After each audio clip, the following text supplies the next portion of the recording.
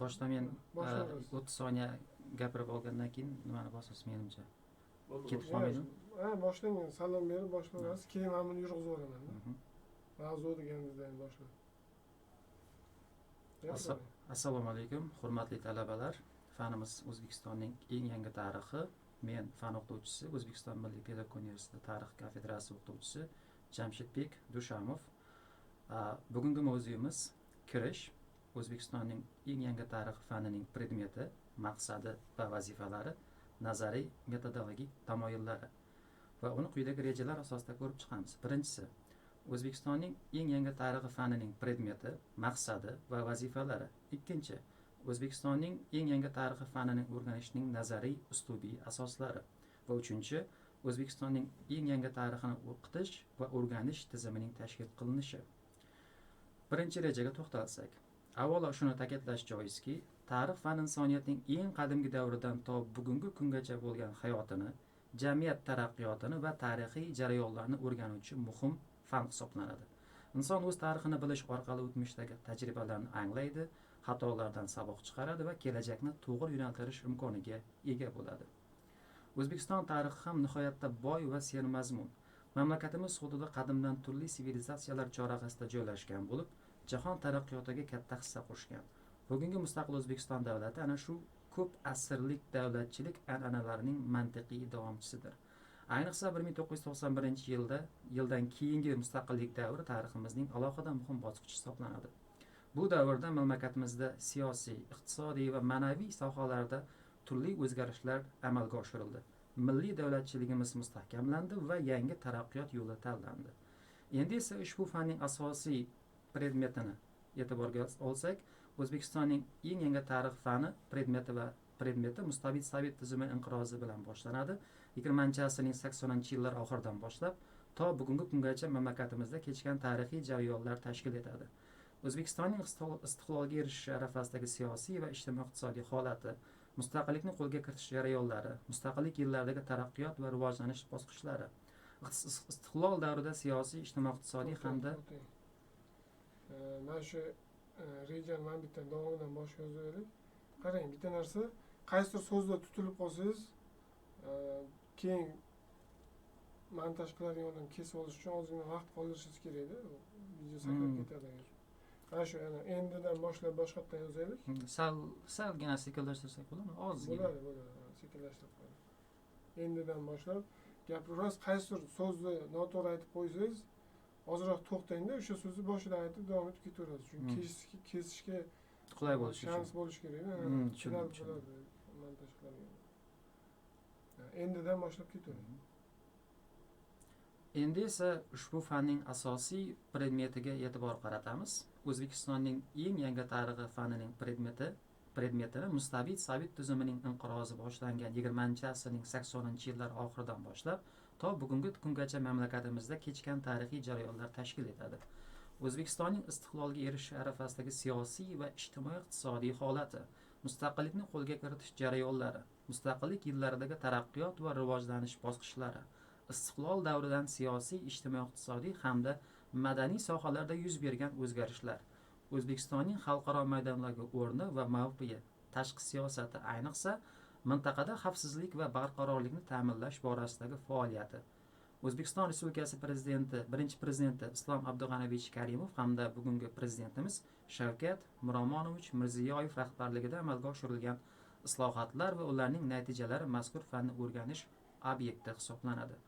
Ko'rib turganingizdek, ushbu fan nafaqat tarixiy voqealarni o'rganadi, balki mustaqillik yillarida amalga oshirilgan keng ko'lamli islohotlarning mazmun mohiyatini ham ochib beradi. Shu bilan birga bu fan yoshlarni vatanga sadoqat ruhida tarbiyalashda muhim o'rin tutadi. Chunki milliy mustaqillik xalqimizning asliy orzusi bo'lib, uni asrab-avaylash har bir fuqaroning burchidir. O'zbekistonning eng yangi tarixi fani boshqa ijtimoiy gumanitar fanlar bilan ham uzviy bog'liqlikda. U falsafa, siyosatshunoslik, iqtisodiyot kabi fanlar bilan birgalikda jamiyat rivojini chuqurroq anglashga yordam beradi. Mazkur fanning asosiy maqsadi talabalarga O'zbekistonning eng yangi tarixi, mustaqillik davrida yuz bergan siyosiy, ijtimoiy-iqtisodiy va ma'naviy jarayonlar haqida xolis va tizimli bilim berishdan iborat.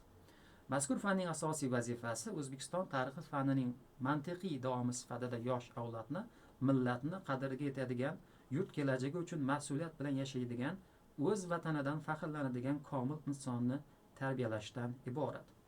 Va keyingi rejamiz O'zbekistonning eng yangi tarix fanini o'rganishning nazariy uslubiy asoslari. Istiqlol yillarida O'zbekistonda tarix fani tub o'zgarishlarga yuz tutdi. Avvalo Sovet davriga xos mafkuraviy yondashuvlar rad etilib, tarixni xolis va haqqoniy o'rganishga keng yo'l ochildi.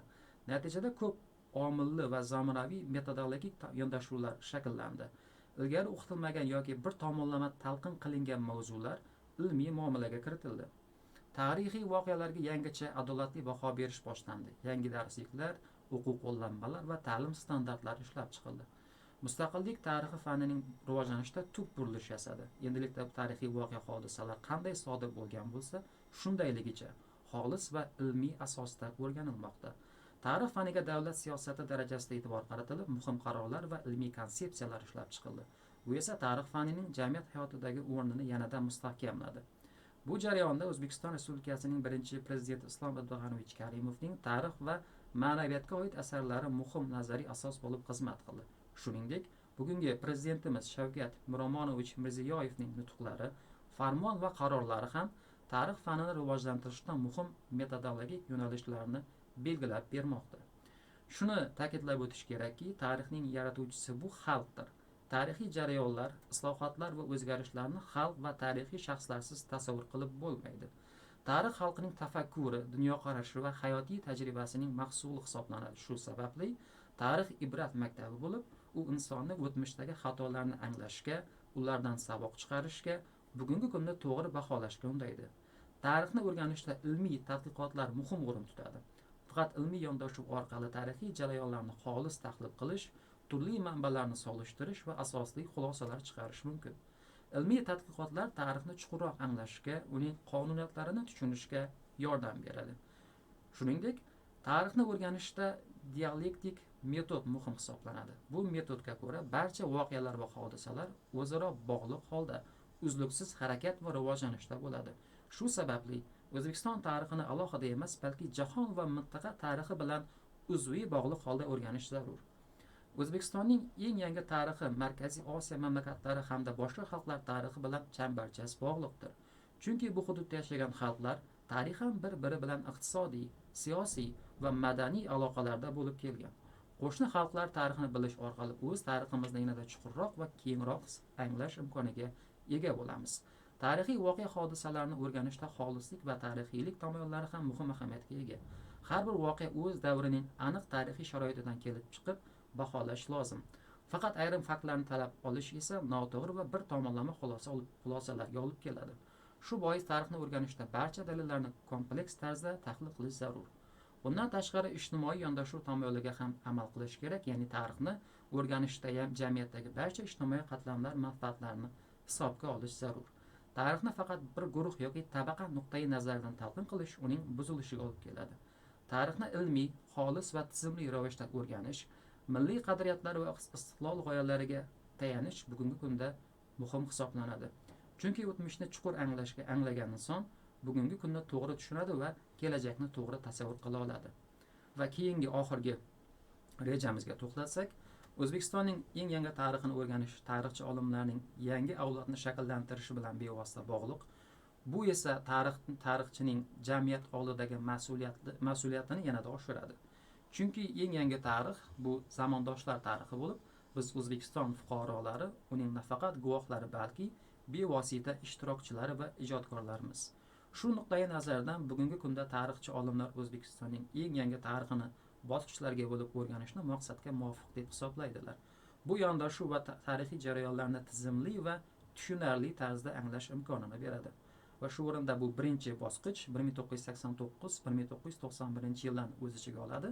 Bu davrda respublikada siyosiy vaziyat keskinlashib, mustaqillik g'oyalari shakllana boshlaydi. Ayniqsa, Islom Karimovning birinchi rahbar sifatida maydonga chiqishi bu murakkab vaziyatdan chiqish yo'llarini izlashda muhim omil kasb etdi. Ikkinchi bosqich 1991-2000 yillar bo'lib, bu davr o'tish davri sifatida xarakterlanadi. Ayrim shu yillarda sobiq Sovet tizimidan voz kechilib, o'zbek milliy modeli asosida yangi davlat qurish choralari ishlab chiqiladi va tatbiq qilinadi. Va oxirgi bosqich 1991-yildan O'zbekistonning eng yangi tarixi markazi tashkil etilishi bilan bu davrni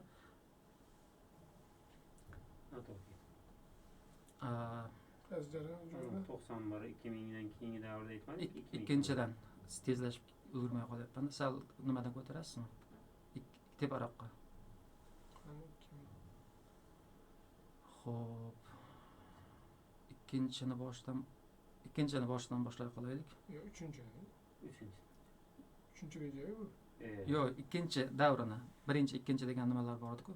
Ozgina tushun. Mana birinchi bosqich ketdi. Ikkinchi bosqich degandan boshlaylik. Salgina sekinlar nima bo'lsa, iloji bo'lsa, salgina sekinroq qilsangiz.